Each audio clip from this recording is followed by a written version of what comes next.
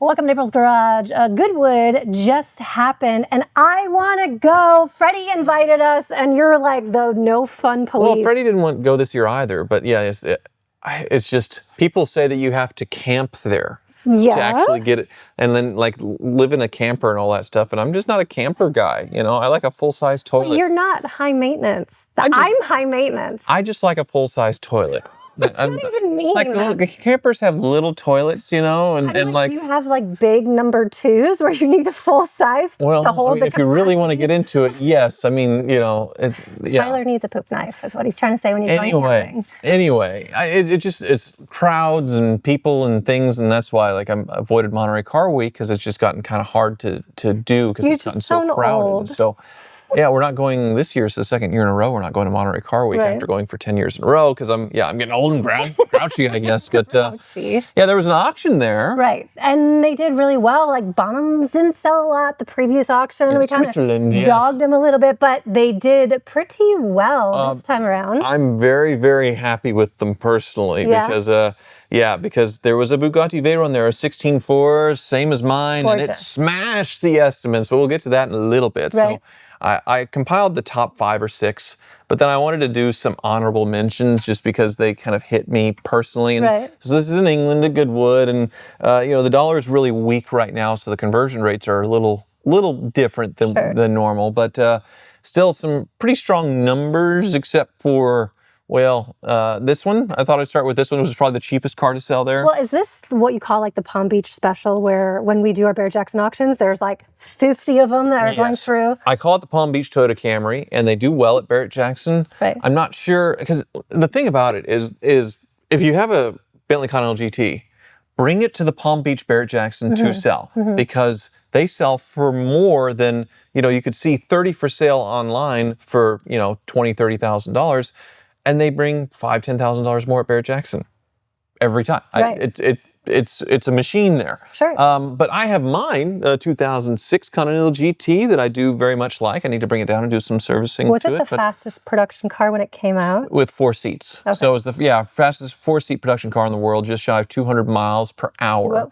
The W12 engine. So Volkswagen acquired Bentley in 2000. They really wanted to show off what they were doing, and this was the result. But major depreciation. So this one, even though it's an English car, not well loved in England. So no reserve, and it sold for 16,100 pounds, which is the conversion rate, $21,000. And this one is with 30,000 miles, 2 owners from new. Very That's pretty low miles. Can I ask you about the interior? Am I just seeing? Yeah, is that really? It's like, it's not pea green. It's like old, dried up pea green is the color I would name it. Like, why did they do that? There's a green tint, and it was an option. And, you know, Bentley, they can have different interiors. Right. That's not unusual because people would go and order it, and then they'd have a whole catalog, sort of like when you're ordering fabrics and things. And yeah, there was definitely a horse peat inside color option, and that's, I don't know, I like that. That's what I got. So for some reason, my mind, that's like a horse peat in it. Okay, let's move on. So next one, this one was surprising. So 1995 BMW M3. Right, but like it's brand new, pretty much. Yes. Like undriven. But I bought a Techno Violet M3 15 years ago for $500, and it was trash. So I sold it to Euro Asian Bob when I realized it was, you know, mechanically ruined. And he sold it to somebody as a project, I think, for $1,500 or $2,500. So he made a bunch of money off of me doing that. But now we're in a different world. So yeah, low mileage E36 M3 coupe, and we're not talking like 200 miles, 2,900 miles. Now sold for $116,000. Well, and I think it only had one owner, right? Yeah. But here's the thing. So the owner, Italian owner, they list him as an Italian professional who bought the car, but then he relocated to Singapore. And I don't know what that means. But the car stayed in Italy in a garage. It was garage kept for, 30 years? And he just parked it. And he just parked it there. And it's like a pristine example of this car. Right. Yeah. But you think that price was like insane? Well, like 2 drunk people were like, I want it. It's a lot for an E36 M3. I'm not sure. Their estimates were 124 to 155, so it was actually below their estimates. Wow. So I thought it'd be something that'd be, you know, like a smash, but no, they said it's below their bottomless estimate, but they sold it anyway. So are you missing something though? Because like the estimate was high, it sold for good, and you're like, I don't know why. Like why would they put the estimate that high? Right, maybe there's some comparables. Like I said, the E36 and E46 market for M cars is getting pretty crazy, but I'm still kind of the old guy that just like, I remember when I could buy that for $500. And so once again, I'm feeling like an old man, but yeah, I thought that was interesting. And then I had to do this one because I have the Abarth in Arizona. You do. And this one's a 2010 Fiat Abarth Tributo Ferrari. Ooh. So yeah, some authorized Ferrari tribute. The Rosa Corsa red with the Scuderia stripes going down. Yes. It's very cool. Low miles, again, this one only has 800 miles. Right, so they estimated this one at $46,000 to $62,000, and it bought below its estimate $42,000, but still, yeah, they made like 1,200 of these, and $42,000 for an Abarth, which is the interior, funny. Yep. The wheel is gorgeous, given the pictures. Oh, just it's not that different from mine.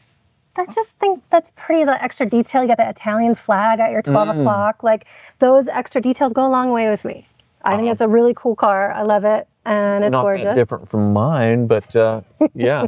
Yeah. So I have a low mileage collectible baking away in Arizona in that garage that's probably ovening. It probably gets 200 degrees in a garage in Arizona. I hope not. And it's going to melt. The headliner is going to be like a tent, upside down tent. My beloved Escalade's down there too. Yeah, so it's getting roasted. I hope not. I hope it's okay. So now we're going to get into some money. Yes. So next up, a 1992 Jaguar XJ220, which I think is so undervalued for what they are. I mean, you know, the fastest car in the world. Right. What did it sell for? I can jump on you, but I have to know. $421,000. What did they estimate it at? Estimate was $467,000 to $545,000, which is already low. I mean, these have been getting cheaper and cheaper, I feel like, because they were $600,000-$800,000 cars. This one's been driven a little bit, 2,700 miles, but for it being the car before the McLaren F1 to be the fastest car in the world, so few of these made. It's so beautiful. Right. I'm surprised, other than Jaguar and their marketing, you know, with all the crazy models and how they're not even selling cars anymore. I mean, Jaguar has tanked their brand so much that even this legend here might be affected by it. It's a sweet car, very cool. I love the back end of it. Now, I was reading that the concept car was a V12, but they ended up going with a V6. Do you think that hurts the value of the car? Especially back in the 90s, people didn't understand that like a twin turbo V6 or it was a V6 or inline six. I think it's a V6, right, Jake? Yeah, V6. Yeah, that a V6 was not cool. And now, you know, like a Ford GT is a twin turbo V6. So, yeah, but I don't think it matters as much today, but it definitely mattered back then. But they got so quickly eclipsed by the McLaren F1. If they had a couple of years on their own, I feel like, of this being the fastest car in the world, then it would have probably a more lasting impact. But they were just beat so fast by McLaren. So yeah, 420. Not bad. That's a new low, but I know the upkeep on these things is just crazy as well. As far as like they have a racing style fuel tank with bladders inside that collapse and go bad. So every 5 or 10 years you have to do that. So it's is that like you say they collapse and go bad, but is it because like you're letting it go almost close to empty and they're drying out? No, or what's it's just a wear item that's just over time. So it's like an engine out service every 5-10 years on these things. That's 6 figures. So they are a tough car to keep going, says the guy with the Bugatti Veyron. But anyway, next up, 1928 Bentley 4.5 liter. So classic Bentley and coachwork by Vanden Plas, which they were a coach builder back in the day, and then it's more known recently with the Jaguars that were the Vanden Plas for the very fancy interiors. But back in the day, they were taking bare chassis, engine cars and then building coachwork, the body for them that people would sit in. So it's interesting. There's this like leather vinyl exterior that I've never seen on a car. I like your yes. That was a very guttural yes. They did that, like having sort of a padded interior. It was very fancy back in the day. Is that like a exterior handbrake? Yes. Why did that happen? Why wasn't it kind of internally? I mean, that's sort of the parking brake for these. There's the lever and you pull it and that's Maybe for race cars so they could easily park it and push it around. They had the handbrake lever on the outside. I'm not sure, but they have a normal brake on the inside, a normal, throttle and all that stuff. And these, unlike my Packard, I think they're four-wheel brakes because they were race cars, where mine's just rear brakes. So, there's... What are all these controls at the center? It's like my Packard. So as far as the advancing and retarding the ignition, and then you can choose to do the hand throttle as well, to where if you're starting it, then you don't have to work the pedal, so you can mess with your advance and your retard and get it all right. I'm trying not to laugh. Okay. Yes. So it's a gorgeous car. Not that you want to drive it as a museum piece. It did. It did okay. $413,000. Their estimate was $436,000 to $499,000, so not too far off its estimate for an old car, which less and less people are getting into these things. Right. That's pretty good. But pre-war Bentley still very strong. And that one, pretty example, British Racing Green. Not the blower Bentley. That's the one where people go absolutely crazy for. The big supercharger on the front, but still very neat. Next up, Yep. 1957 300 SL Roadster. So do these have the tubular chassis or just the gull wing? They do. Okay. So initially the gull wing that was developed with those doors because of the tubular chassis, because they were up high. When they developed the Roadster, they wanted to make it more user-friendly and all that stuff, so they changed it quite a bit. But still underneath very race car, but a lot of refinements to it to make it more of a better daily driver car. It's so classy. Anyone that's driving that, I would just automatically think you're better than me. You look cooler, you're smarter, all the adjectives. It's just a sexy car. Sounds like I need to get one. But the 57, the overlap, I think, were the last year of the Gullwing, and the Roadster's out and about, and then continued with the Roadster for a while. So this one's strong. We've seen Roadsters being a little soft lately. This must have been a very, very nice one. Originally U.S. delivered car. But it sold for $1.1 million. Wow. Their estimate though was 1.3 to 1.4. That I think that was a little high, because I don't think this was a recent restoration. Yeah, it looks like it was in the 90s when it was done. So an older restoration, but that color combo, very nice. Yeah. Yummy. So that would be great. Still, $1.1 million. Unfortunately, we've seen some that have been $700,000-$800,000, and that's where I'm like. Holding out for the Gullwing. Right. The goal is to trade the Veyron for the Gullwing someday, and then just, ride off into the sunset. Well, are you done if you do get there? I can't ride off into the sunset because I'll be in so much debt. I'll pay it all off, making, being the hamster on the wheel of the YouTube videos, and then just happy trails. Yeah. Speaking of happy trails, you're gonna relate that to this car? Fast and Furious. Yeah. Huge movie franchise. Yes, not how, well, you describe me as that in the bedroom, don't you? That would be a bad thing to describe your man, actually. You don't want it too fast. That's why, I'm trying to tie it into happy trails, but which I do not have, in case you're curious. Not really. What happens if, our parents are watching? They do watch this. Okay. But, anyway. Yes. But hopefully Jake edits all that out, but probably not. But this one smashed the estimates, smashed it. So 1992 Mazda RX-7, and this has the beautiful body kit. It may look familiar because this is, the FD-RX-7 from Fast and Furious Tokyo Drift. Actual movie car. The real deal. Used. So cue the music. Ding, ding, ding, ding, ding. That, it's a terrible movie. But people love the Fast and Furious franchise and this weird offshoot, because they did the first one and the second one where it was more or less pretty normal. I mean, the first one's, they're stealing VCRs and street racing. The second one, they're undercover FBI busting drug lords. The third one, they're racing on the streets of Japan. This guy this high school kid gets thrown out in Japan, an American, and then learns about the underground street racing scene.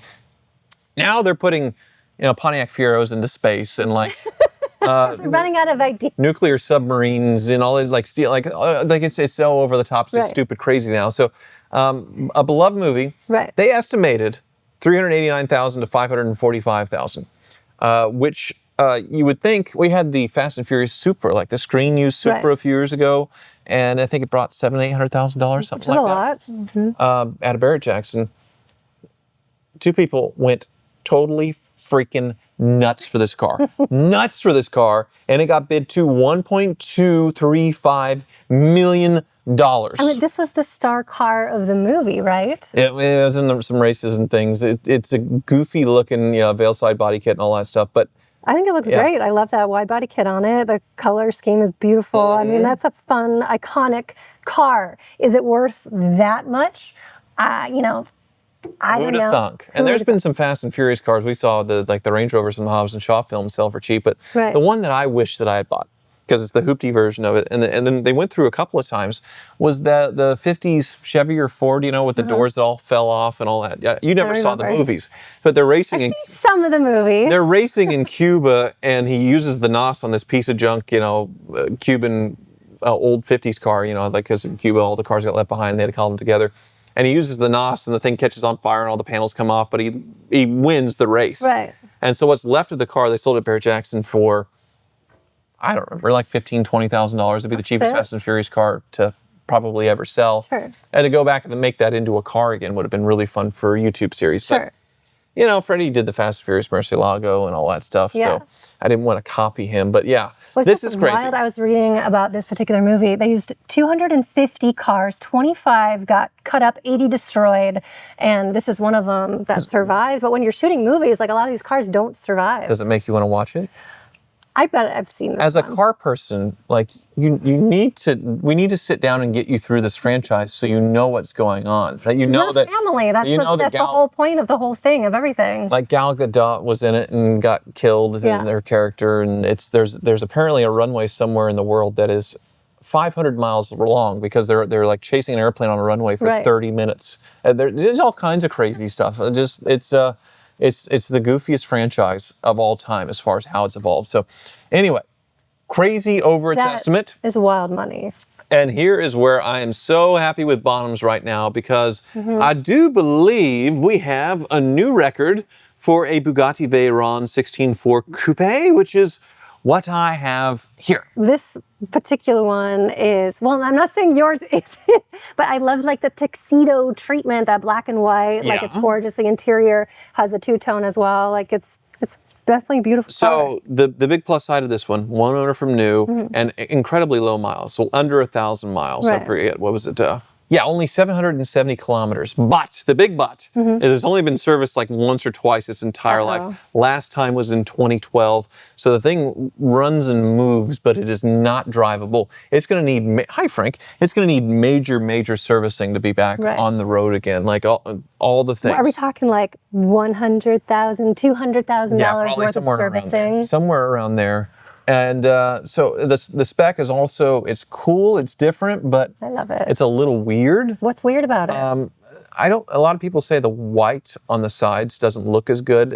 In person? It's just, and it's sort of a cream. I get that it's especially unique. So they estimated, and I thought the estimate was a little low on this, 779,000 to 1,235,000. So this is the first 16.4, I believe, to break the $2 million mark. It sold for $2,071,000. Now there's different variations of Veyron. There's Grand Sport, Vitesse, Super Sport. Super Sport can be $3 to $5 million car, depending on what it is. So like the Super Sports were the sleeker ones to go even faster, and the one-off, like some cars had names like the Song Bleu and like these one-off ones that that basically art cars can be crazy money. But this is the normal production car. There's 200 of these in the world, and the first one to pop $2 million. Let me ask you to go on record. 5 years from now, what is this sort of base model Veyron going to be worth? Well, we hope for maybe $3-4 million. That's what I was hoping for. And within 10 years, I'm sure it's going to happen. Yeah. But within 5 years would be really nice. Right. So that's the thing. Like the McLaren F1, when it was at its lowest, was about 2008. When it's about the same age as this now in 2025, and it was a under $1 million car. Right. And now it's a $15 million car. I don't think that'll happen with the Veyron, because there's more of them, and it's not quite to that mythical, crazy level as far as the analog experience, the center seat of the F1 that's just so crazy. But Do you think that analog experience is what catapulted the F1? Yes. Right. Yes, that and it just being the fastest car in the world for so long, Right. and then just the exclusivity of how long it was the king of the mountain. With the Veyron comes close. Right. It's definitely the icon, the car of the 2000s. So, yeah, $2 million. It's a big deal. It's very nice for me. It helps, as far as like the last 2 sales of Bugatti Veyrons have been over $2 million. Right. The last one was a Grand Sport Vitesse, I think, for 2.7, which is, the convertible one like Ed, Right. and then the even more special. So, Did you talk to Ed about this? Were you both like, "Oh my gosh, I'm so excited! The value's going up." Yeah, it's a happy thing. Yeah, that's the hope. Is it appreciates enough to cover the maintenance and the interest that I'm paying on all of it, Right. and then I can trade it for the 300 SL going. Yeah. So, but yeah, the next one is. And this was the biggest sale of the auction, 2023 Mercedes AMG One. right. And they estimated this one to sell for $3.6 to $4.2 million. It didn't come close, $3.3 million, but they still let it go. So you can't get the AMG One in the US. They don't sell it. You can import it as a show and display, but the reason is they replicated that McLaren F1 center seat on these things. Got it. And to meet modern crash safety mandates and all that stuff, both passengers have to have airbags, and with the center seat thing, there's no side airbags on either side, so they're not legal for U.S. roads. Which is weird because I remember hearing about like the Cybertruck isn't legal in Europe because it's dangerous. But like in here, we're worried about airbags and things like that. But the Cybertruck's okay to be in America. Well, like they can get imported under the show and display exemptions like they did with other cars a long time ago. Right. It just means it's not going to be used daily, which nobody's driving these cars daily anyway. Right. But these were late to market. It's AMG's, big hypercar, and they're incredible. And But is this a story where they didn't have them ready for people to put deposits on them? People put like multiple 6-figure deposits, and then they were behind on building them, and people were mad. So they had a pacifier car for the people waiting on the orders. Is that the technical term? Yeah, that's what's Pacifier so car. funny about this. So they have this, and then they had the companion car from the same seller, 820 miles, an AMG GT Black Series Project One edition. So you could get a matching spec to your Project One in an AMG GT Black Series, which was already an exclusive car, which pretty much guaranteed that you were going to make $200,000 just saying it. So anybody who had a Project One on order got the opportunity to buy one of these, and before anybody else. Before only them. Okay. Only them could get the Project One edition. And then when your Project One came in, you could sell this thing, flip it for a huge profit. Whoa. Not only that, but these are street legal in the US. So if you wanted to, and say, these people are all gazillionaires and they have their home in the US, they have their home in Europe and all stuff, they could make these US cars. So the ones that came to the US are selling for 200,000 plus over. This one a little bit less, I feel like, than what they are with the US cars, but still 592 to 701. This one sold for $592,000, which I think is still over $100,000 over what it was new. So they basically gave the people a multiple 6-figure profit on a car to appease them because, hey, sorry, you're waiting longer. That's the way to do it. I know. Because doesn't the Tesla Roadster, is that still not out? No, but Elon should be like, hey guys, sorry about that. Here's my next prized car that only you have access to. And then everyone would be happy. Yeah, Elon doesn't care. Ferrari or Lamborghini, if they were doing this to the customers, they'd be like, sorry, keep waiting. They wouldn't do anything like this.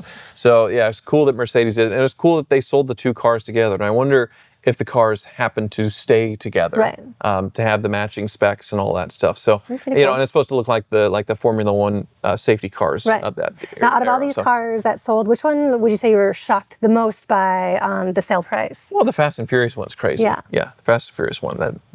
What? That's great. That's movie history for that generation. More than the Supra?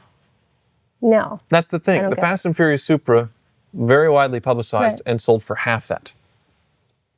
This is I get that everybody saw the Tokyo Drift movie, but in comparison, it's a pretty obscure car. Yeah. In comparison, and one of the worst installments of the franchise. Arguably, that's going to light people up.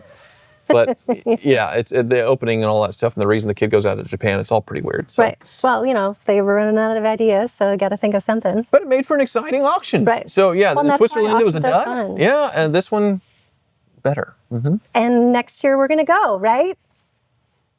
Come on, let's do it. We can do it. We're going next year. Please. Thanks so much for watching. I just want to go one time.